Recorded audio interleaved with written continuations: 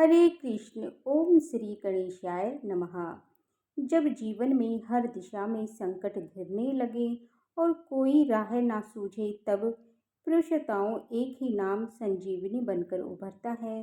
भगवान श्री गणेश का आषाढ़ मास के कृष्ण पक्ष की चतुर्थी को विकट संकष्टी चतुर्थी कहा जाता है, जो समस्त कष्टों और विघ्नों को हरने वाली मानी गई है।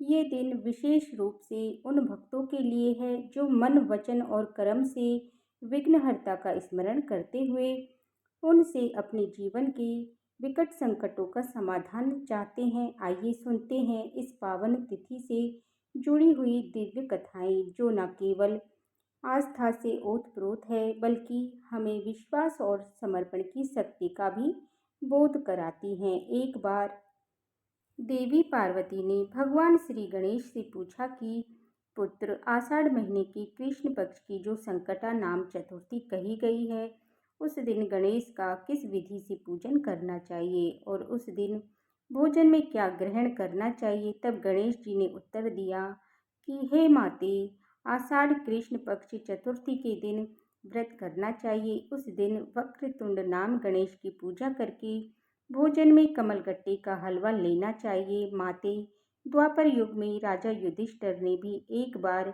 भगवान श्री कृष्ण से इस प्रश्न को पूछा था।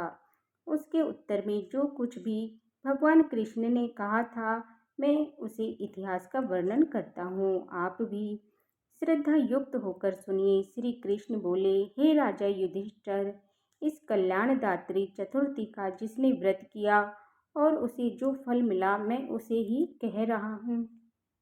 प्राचीन समय में एक देवरति देवक नाम प्रतापी राजा हुए हैं।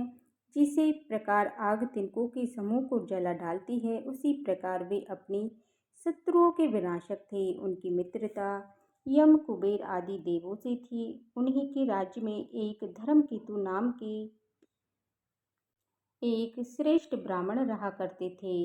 उनकी दो पत्नियां थीं, एक का नाम सुशीला और दूसरी का नाम चंचला था।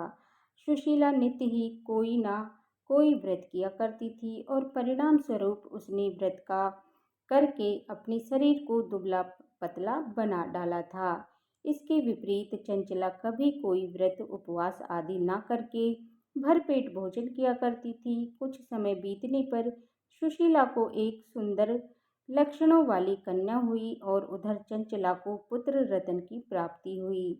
ये देखकर चंचला बार बार सुशीला को ताने देने लगी। अरे ओ सुशीला, तूने इतना व्रत उपवास करके शरीर को जर्जर बना डाला, फिर भी तूने कमजोर सी कन्या को जन्म दिया।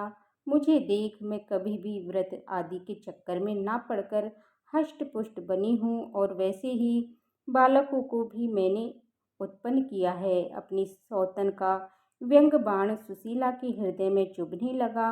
वह पतिव्रता विधि व्रत गणेश जी का उपवास करने लगी। जब सुशीला ने भक्ति भाव से संकट नामक गणेश चतुर्थी का व्रत किया, तो एक रात्रि में वरदायक गणेश जी ने उसे दर्शन दिए। श्री गणेश जी कहने लगे, हे सुशीले, तेरी व्रत आराधना से मैं अत्यंत प्रसन्न संतुष्ट हूँ। मैं तुम्हें वरदान दे रहा हूँ कि तेरी कन्या के मुख से निरंतर मोती और मूंगे झड़ते रहेंगे। हे कल्याणी, इसे तुझे सदा प्रसन्नता रहेगी। हे सुशीले, तुझे वेद शास्त्र व्याता एक पुत्र भी तुझे जल्दी उत्पन्न होगा। इस प्रकार का वरदान देकर गणेश जी वहीं अंतर्ध्यान हो गए। वरदान प्राप्ति के फलस्वरूप उस कन्या के मुख से सदैव मोती और मूंगे झड़ने लगे। कुछ समय के बाद सुशीला को एक पुत्र भी उत्पन्न हुआ और उसके बाद धर्मकेतु ब्राह्मण का स्वर्गवास हो गया। उनकी मृत्यु के बाद चंचला घर का सारा धन लेकर दूसरे घर में जाकर रहने लगी, परंतु सुशीला अपने पति के घर में रहकर अपने पुत्र और पुत्री का पालन पोषण करने लगी। उस कन्या के मुख से मूंगे मोती गिरने के फलस्वरूप सुशीला के पास बहुत ही कम समय में बहुत सारा अधिक धन इकट्ठा हो गया। इस कारण चंचला उससे और भी अधिक ईर्ष्या करने लगी।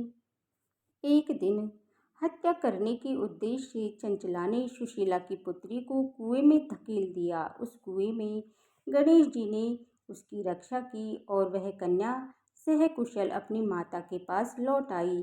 उस कन्या को जीवित देखकर चंचला का मन और अधिक बेचैन हो उठा। वे सोचने लगी कि जिसकी रक्षा ईश्वर करता है उसे कौन मार सकता है। उधर सुशीला जब अपनी पुत्री को ना पाकर बहुत व्याकुल हो गई थी, तब उसने अपने सामने अपनी पुत्री को देखा, तब अत्यंत प्रसन्न हो गई। पुत्री को छाती से लगाकर उसने कहा कि श्री गणेश जी ने तुझे पुनः जीवन दिया है। अनाथों के नाथ तो गणेश जी हैं। तब चंचला भी आकर उसके पैरों में गिर गई। ये देखकर सुशीला के आश्चर्य का ठिकाना ना रहा। चंचला हाथ जोड़कर कहने लगी, हे बहन सुशीले, मैं बहुत ही बड़ी पापिन और दुष्टा हूँ। तुम मेरे अपराधों को क्षमा कर दो। आप तो दयावती हैं। आपने दोनों पुनों का उद्धार कर दिया।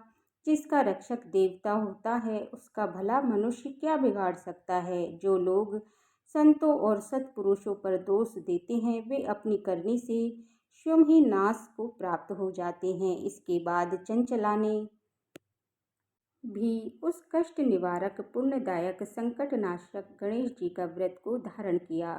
श्री गणेश जी की कृपा से परस्पर उन दोनों में प्रेम भाव स्थापित हो गया। भक्तजनों, जिस पर गणेश जी की कृपा होती है उसके तो सारे शत्रु भी मित्र बन जाते हैं। सुशीला द्वारा संकटनाशक गणेश चतुर्थी व्रत होने जाने के कारण ही उसकी सौतन चंचला का हृदय परिवर्तन हो गया। श्री गणेश जी अपनी माता पार्वती से कहते हैं, हे माते, इस प्रकार पूर्व काल का पूरा वृतांत मैंने आपको सुना दिया। इस लोक में इससे श्रेष्ठ विघ्न नाशक से कोई दूसरा व्रत ही नहीं है। श्री कृष्ण कहते हैं कि हे धर्मराज, आप भी विधि पूर्वक गणेश जी का उत्तम व्रत कीजिए। इसके करने से आपके शत्रुओं का नाश होगा तथा अष्ट सिद्धियां तथा नव निधियां आपके सामने करबद्ध होकर खड़ी रहेंगी। हे धर्मराज युधिष्ठिर, आपने अपने भाइयों और धर्मपत्नी और माता सहित इस व्रत को अवश्य धारण कीजिए। इससे थोड़े ही समय में आप अपने राज्य को प्राप्त कर लेंगे। तब भगवान श्री गणेश जी के श्रीमुख से संकष्टी गणेश चतुर्थी व्रत का महात्म्य सुनकर धर्मराज युधिष्ठिर ने भी परिवार सहित इस व्रत को धारण किया। बोलिए गणेश भगवान की जय। चौथ माता की जय। तो ये थी गणेश चतुर्थी व्रत कथा। अगर आपको ये वीडियो पसंद आई हो तो वीडियो को लाइक करें और कमेंट बॉक्स में ओम श्री गणेशाय अवश्य लिखें और बेल आइकन बटन को प्रेस करें जिससे कि आने वाली वीडियो का नोटिफिकेशन आप सभी को समय पर मिलता रहे। हरे कृष्णा, राधे राधे।